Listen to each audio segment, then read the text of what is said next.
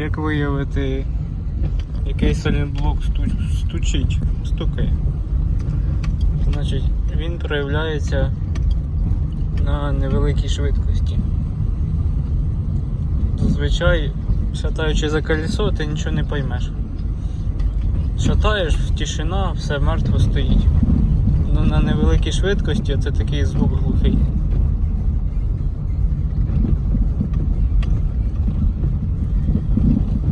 Я думаю, чуть на камеру буде.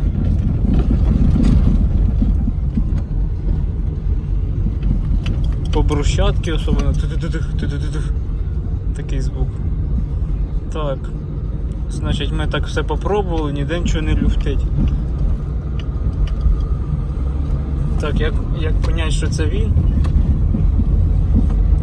В общем, розганяємося трошки на неровностях. Це більше на брусчатці треба.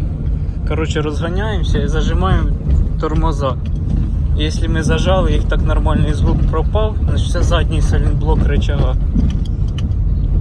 Тобто розігналися на брусчаточці, приторможуєте так з усіллям і звук пропадає. Це рычаг в напряженні йде на сайлентблок і він не стукає.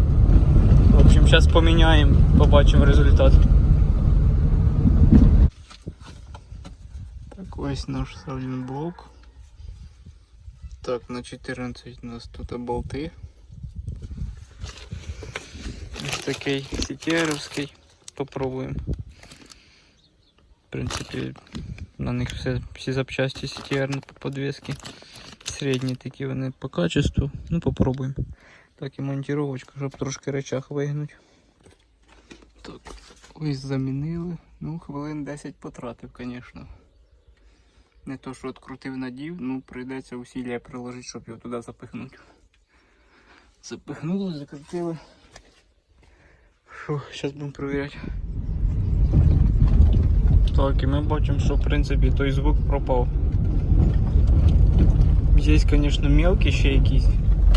Про них я поки нічого не можу сказати. Ну цей, що глухий, що був такий, пропав.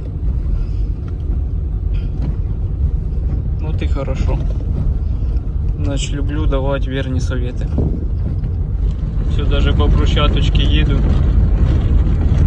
В принципе, нормально, нема того звука.